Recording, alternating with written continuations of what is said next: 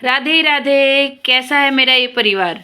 आशा करती हूँ सब अच्छे होंगे, स्वस्थ होंगे। गणपति जी महाराज के दर्शन करिए, भोले महादेव के दर्शन करिए, गोरा मैया के दर्शन करिए।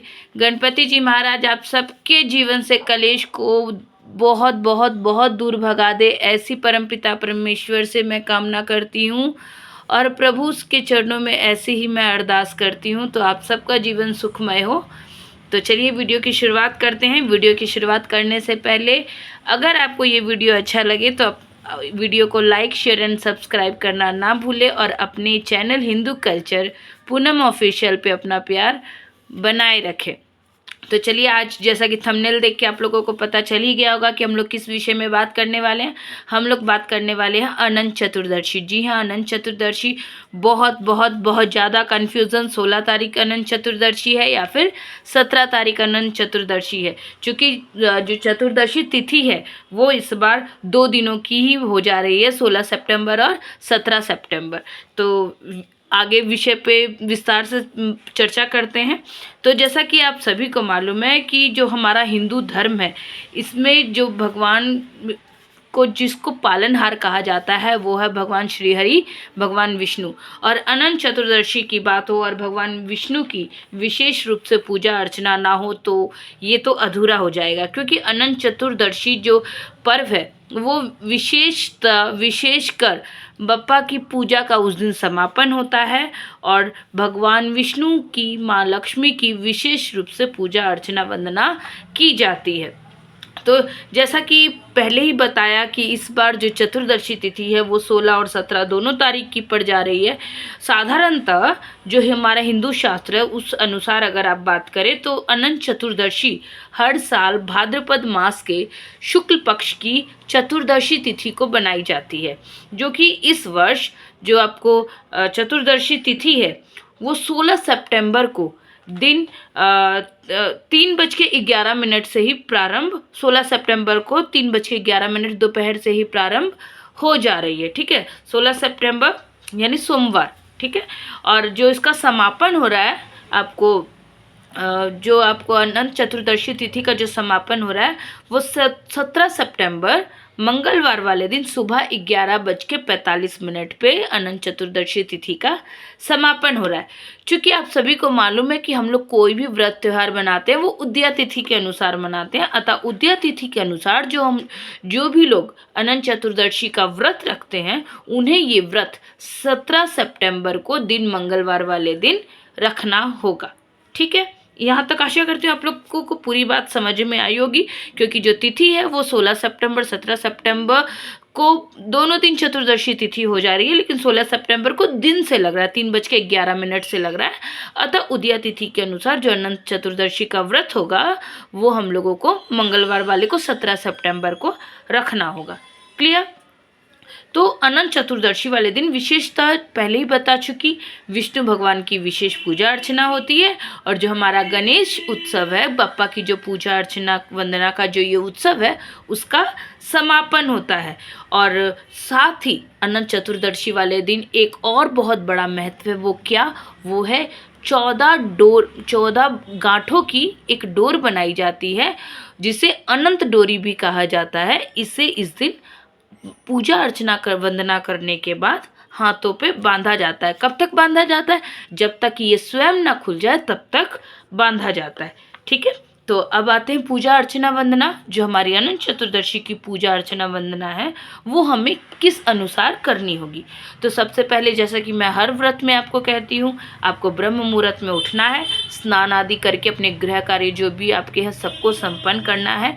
सबसे पहले आपको व्रत का संकल्प लेना है और भगवान श्री हरि विष्णु की, माता लक्ष्मी की प्रतिमा के साथ जो क्षीर सागर में हो, अगर ऐसी हो तो अद्भुत, अन्यथा जो भी विष्णु भगवान की प्रतिमा आपके पास है आपको उसकी पूजा अर्चना वंदना कर लेनी है। इसके साथ ही आपको क्या करना है, एक आपको रेशमी डोर हो या फिर जो डोर आपके पास अवेलेबल हो, लाल पीले रंग की हो, गुलाबी रंग की हो, वो डोर आपको लेनी है। उसमें 14 गांठ बांध देनी है और हर गांठ को बांधते समय आपको बोलना है ओम अनंताय नमः। ये मंत्र बोलते हुए आपको वो गांठ बांधते हुए 14 गांठ बांधते हुए उस डोरी को तैयार करना है। और जब पूजा अर्चना वंदना पूरी हो जाए तो पुरुष को इस धागे को दाहिने हाथ में और स्त्री को बाएं हाथ में पहन लेना चाहिए। ठीक है, उसके बाद आपकी पूजा, मतलब ये जो डोरी पहननी है वो पूजा अर्चना के बाद पहननी है, लेकिन डोरी को पहले बनाने के बाद आपको प्रभु के चरणों में समर्पित कर देना है। उसके बाद आपको पूजा अर्चना वंदना करनी है। जो आपका अनंत चतुर्दशी की कथा है उसको अवश्य पढ़ना चाहिए, क्योंकि कोई भी व्रत उनकी उस व्रत की जब तक आप कथा नहीं पढ़े तब तक वो अधूरी रहती है। तो आपको अनंत चतुर्दशी की कथा भी पढ़नी है, भगवान विष्णु की, माता लक्ष्मी की आरती गानी है।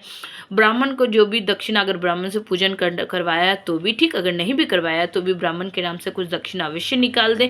जो प्रसाद आपने चढ़ाया वो प्रसाद सब परिवार मिल बांट के खाएं, और उस अनंत चतुर्दशी के धागे को पुरुष अपने दाहिने हाथ में और स्त्री बाएं हाथ में बांध ले। तो ये हो गई हमारी जो भी अनंत चतुर्दशी की जो पूजा अर्चना वंदना है, किस तरीके से इन शॉर्ट कर सकते हैं। बहुत ही आसान शब्दों में मैंने आप लोगों को ये बात बता दी, और बहुत ही मतलब मुझे नहीं लगता आप लोगों को कोई भी तरीके की यहाँ कोई भी कन्फ्यूज़न हुई होगी, क्योंकि सारी बात A to Z क्लियर है। अब आते हैं बापा की ओर, क्योंकि अनंत चतुर्दशी का दिन है, भगवान विष्णु, श्री हरि विष्णु की तो पूजा होती ही होती है। भगवान गणेश जी को भी इस दिन विदाई दी जाती है। बापा की मूर्ति का भी, जो बापा का स्वरूप है, उन्हें का भी विसर्जन किया जाता है। तो सबसे पहले ये जान लेते हैं कि क्यों विसर्जन किया जाता है, बापा की जो मूर्ति है उसका विसर्जन क्यों किया जाता है।